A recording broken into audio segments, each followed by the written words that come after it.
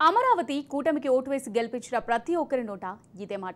అమరావతి అభివృద్ధే ఏకైక లక్ష్యంగా ముందుకు సాగుతున్న కూటమి ప్రభుత్వం నిజంగా అనుకున్న లక్ష్యాలను చేరుకోగలదా? అసలు అభివృద్ధికి కావాల్సిన అంశాలేంటి? వాటికి చేయూత అందించే కారణాలేంటి?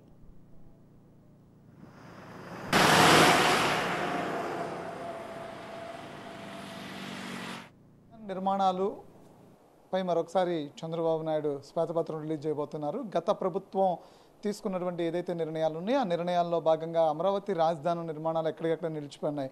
అదే రానున్న 5 ఏళ్లలో ఇప్పటికే 2.5 సంవత్సరాల్లో నిర్మాణాలు పూర్తి చేస్తామని చెప్పినటువంటి పరిస్థితి ఉంది. అయితే దీని నేపథ్యంలోనే ఎలా ఉండబోతుంది నిర్మాణాలకు సంబంధించి కేంద్ర ప్రభుత్వం ఇచ్చేటువంటి సహాయ సహకారాలు ఎంతవరకు ఉపయోగపడతాయని మనతో మాట్లాడేందుకు సిద్ధార్థ కాలేజ్ ప్రిన్సిపాల్ రమేష్ బాబు ఉన్నారు. ఆయనతో మాట్లాడే ప్రయత్నం చేద్దాం. అసలు ఆర్థికంగా ఆంధ్రప్రదేశ్ పరిస్థితి ఎలా ఉండబోతుంది? సార్ చెప్పండి, అమరావతి నిర్మాణంపై శ్వేతపత్రం రిలీజ్ చేయబోతున్నారు చంద్రబాబు నాయుడు, ఎలా చూడొచ్చు అంటారు? కొత్త ప్రభుత్వం ఏర్పడిన తర్వాత ముఖ్యమంత్రిగా చంద్రబాబు నాయుడు గారు ప్రమాణ స్వీకారం చేసిన దగ్గర నుంచి ఆయన దృష్టి అంతా కూడా ఎక్కువగా రాజధాని మీద కేంద్రీకరించడం జరిగింది. రాజధాని అనేది మనకు సమకూర్చినట్లయితే, దాన్ని పూర్తిగా ఏర్పాటు చేసినట్లయితే కనుక దాని వనరులు అదే సమకూర్చుకుంటుంది అనేటటువంటి అభిప్రాయం. అంటే ఆర్థికంగా కావాల్సినటువంటి వనరులు సమకూరుతాయి, అనేక పరిశ్రమలు రావడానికి అవకాశం ఉంది, అనేక సంస్థలు రావడానికి అవకాశం ఉంది, అట్లాగే ఆఫీసులు రావడానికి అవకాశం ఉంటుంది. వీటన్నిటి ద్వారా ఏంటంటే ఆయా ప్రాంతంలో, అంటే రాజధానిలో గ్రామాల ప్రాంతాల్లో పూర్తిగా మంచి వాతావరణం ఏర్పడి దానికి అన్ని రకాల ఆర్థికపరమైన వనరులు కూడా చేకూరడానికి అవకాశం ఉంది. అంటే కేవలం బిల్డింగ్స్ మాత్రమే కాదు కదా, అక్కడ సంస్థలు ఏర్పడతాయి, అనేక రకాల సంస్థలు వస్తూ ఉంటాయి, అనేక మంది దీంట్లో పరోక్షంగా ఆధారపడి ఉంటారు, అనేక రకంగా కార్యకలాపాలు కొనసాగుతుంటాయి కనుక మనకి ఆ కార్యక్రమాలన్నీ కూడా మంచి ముమ్మరంగా కొనసాగడానికి అవకాశం ఉంది. రాజధాని నిర్మాణాన్ని మనం ఒక్కసారి ప్రభుత్వం సరైన నిర్ణయం తీసుకుని నిర్మాణాన్ని చేపడితే కనుక ఆటోమేటిక్గా మనం ఇది మొత్తం పూర్తిగా కంప్లీట్ కావడానికి అవకాశం ఉంది. అప్పుడు అందరికీ కూడా మంచి జరుగుతుందని ఆలోచన నాది. రాష్ట్రానికి సంబంధించి ద్రవ్యోల్బణం పూర్తి స్థాయిలో దెబ్బతినిపోయినటువంటి పరిస్థితి. అదే 14 లక్షల కోట్ల రూపాయల అప్పు, అదే గత ప్రభుత్వం 1,00,000 కోట్ల రూపాయలతో ఇక్కడ నిర్మాణం చేయొచ్చన్నారు. అంటే ఆర్థికమైనటువంటి రాజధాని నిర్మాణం జరగాలి, దాని ద్వారా పెట్టుబడి రావాలంటే ఎటువంటి నిర్మాణాలు ఇక్కడ చేపడితే బాగుంటుంది, అంటే ఎటువంటి సంపదను సృష్టిస్తే బాగుంటుంది? చంద్రబాబు నాయుడు సంపదను సృష్టించే అవకాశం రాజధాని ఉందని చెప్తున్నారు. అంటే అది ఏ సెక్టార్లో ఉంచే అవకాశం ఉందంటారు? ఇక్కడ సంపద సృష్టించడం అనేది ఆటోమేటిక్గా జరిగేటటువంటి విషయం. ఇది మనం చేసినటువంటి విషయం కాదు. ఇదంతా కూడా ఏంటంటే ఒకదాని మీద ఒకటి ఆధారపడి ఉండేటువంటి అంశాలు, ఆర్థికపరమైన అంశాలు ఎప్పుడు కూడా. ఆ చుట్టుపక్కల ఏరియా వాళ్ళకి ఆదాయం వస్తే కనుక అది ఒక రకమైన పద్ధతి, అంటే వాళ్ళకి స్వావలంబన ఏర్పడుతుంది, వాళ్ళందరికీ కూడా మంచి ఆదాయాలు చేకూరుతుంటాయి. దాంతోపాటు మనకి రాజధాని అంటే ఆటోమేటిక్గా అక్కడ అనేక రకమైన కొత్త సంస్థలు వచ్చి ఏర్పాటు చేయడం జరుగుతూ ఉంటుంది.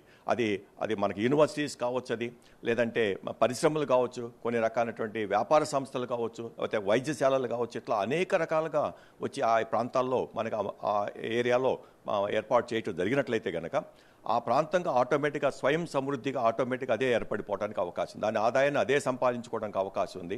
ఫర్దర్గా వచ్చేటటువంటి ఆదాయాన్ని మరికొంత గవర్నమెంట్ కూడా జోడించి మన మిగిలినటువంటి కావాల్సిన సదుపాయాలన్నీ కూడా ఏర్పాటు చేసుకోవడానికి అవకాశం ఉంటుంది. 14 లక్షల కోట్ల రూపాయలు అప్పులు ఉన్న మాత్రం దాదాపు వాస్తవమని గవర్నమెంట్ చెబుతోంది. కనుక ఏంటంటే దాన్ని కూడా దృష్టిలో పెట్టుకునే మరికొన్ని ఇందాక నేను చెప్పినట్లుగా మరి అప్పులు చేయటం అనేది తప్పనిసరి. మనకి కట్టడాలు నిర్మించుకోవాలి, దాన్ని పూర్తి చేసుకోవాలంటే ప్రభుత్వం కూడా ఎంతో కొంత అప్పులు చేయాల్సి వస్తుంది. కానీ ఆ భారం అనేది మరీ పెరగకుండా అది కంట్రోల్ ఉండేటట్టుగా చూసుకుంటూ మనం ఆ పని చేయాల్సినటువంటి అవసరం ఉంటుంది. అంటే శ్వేతపత్రం రిలీజ్ చేయడం ద్వారా ప్రజలకి ఎలాంటి సంకేతం ఇవ్వడం జరుగుతుంది? అంటే నిర్మాణాలకు సంబంధించి ఈ టైంలో పూర్తి చేస్తామని చెప్తారా, లేదంటే ప్రస్తుతం అమరావతి ఇలా ఉండిపోయింది అనే అంశాన్ని చెప్పి అంటే ప్రజలకి చెప్పి ముందుకెళ్ళేటువంటి ఉద్దేశంతోనే శ్వేతపత్రాన్ని చూడొచ్చు అంటారా? అవునండి, శ్వేతపత్రం అనేటటువంటి ఉన్న వాస్తవాల్ని ప్రజలకు తెలియజేయటువంటి, ఇది ఇట్లా ఉంది, ఈ పరిస్థితి ఇట్లా ఉంది, అప్పులు ఇట్లా ఉన్నాయి, ఈ కట్టడాలు ఎంతవరకు వచ్చి ఆగిపోయినాయి, ఇంకా కట్టవలసినవి ఎంత ఉన్నాయి, దానికి ఎంత ఖర్చు అవుతుంది, ఈ లెక్కలన్నీ కూడా శ్వేతపత్రంలో ప్రభుత్వం చూపించబోతోందండి. దీనివల్ల ఏంటంటే ప్రజలందరికీ కూడా అన్నీ అర్థమవుతాయండి. మరి ఇదివరకట్లా దాయటం లేదు. ఇక్కడ ఓపెన్గా ప్రజలందరికీ కూడా అర్థమయ్యేటట్టుగా ఈ శ్వేతపత్రాన్ని ఇచ్చినట్లయితే కనుక ప్రజలు కూడా దాన్ని అర్థం చేసుకుంటారు, పాజిటివ్గా తీసుకోవడానికి అవకాశం ఉంది. అక్కడ నెగిటివ్ అనే ఆలోచన రాదు అక్కడ. అందువల్ల ఏంటంటే అట్లా చేసి దాని నుంచి మనకు ముందుకెళ్ళడానికి అవకాశం ఉంటుంది. అది ప్రజలు కూడా దానికి సహకరిస్తారని నా అభిప్రాయం. ఎందుకంటే శ్వేతపత్రంలో ప్రతిదీ ప్రస్తావిస్తారు కనుక మనకి ఎట్లాంటి ఆదాయం రాబోతోంది, ఏ విధంగా ఆదాయం సమకూర్చుకోవచ్చు, దానికి ఎంత ఖర్చు అవుతుంది ఏంటి అన్న విషయాలన్నీ కూడా శ్వేతపత్రంలో నేను కూడా ప్రస్తావిస్తారండి. అలా ప్రస్తావించినప్పుడు అది తప్పనిసరిగా ప్రజలందరికీ కూడా సరైన సంకేతాన్ని ఇవ్వడానికి అవకాశం ఉంది. దాచిపెట్టే విషయం కాదండి ఇది, అది ఓపెన్గా చేస్తున్నారు కనుక ఏంటంటే ప్రజలందరికీ కూడా మంచి సంకేతాన్ని వెళ్ళటానికి అందరూ కూడా దానికి సహకరించడానికి కూడా చాలా అవకాశం ఉందని నా అభిప్రాయం. ఇది మొత్తం మీద చూసినట్లయితే కంటే శ్వేతపత్రం రిలీజ్ చేయడం ద్వారా ప్రజలకి ప్రభుత్వం ద్వారా అంటే ప్రభుత్వం ఎలాంటి చర్యలు తీసుకుని ముందుకెళ్ళబోతుందని చెప్పేటువంటి అంశం చాలా స్పష్టంగా కనిపిస్తుంది. ప్రజల్లో ఉన్నటువంటి అపోహలు తొలగిపోతాయి. అంతేకాకుండా రాజధాని నిర్మాణం అంటే రాష్ట్రంలో అధిక భారంతో కూడినటువంటి అంశం కాబట్టి దీని మీద అంటే రానున్న రోజుల్లో ఆదాయాన్ని సృష్టించేటువంటి గొప్ప సంపదగా కూడా ఇప్పుడు చెప్తున్న నేపథ్యంలో దాన్ని నిర్మించడం ఎంత ఆవశ్యకతో దానికి సంబంధించినటువంటి పెట్టుబడి పెట్టడం కూడా అంతే ఆవశ్యకత అని చెప్తున్న పరిస్థితి కనిపిస్తుంది. కెమెరా పర్సన్ ఇలియాస్తో శ్రీనివాస్, అమరావతి నుండి.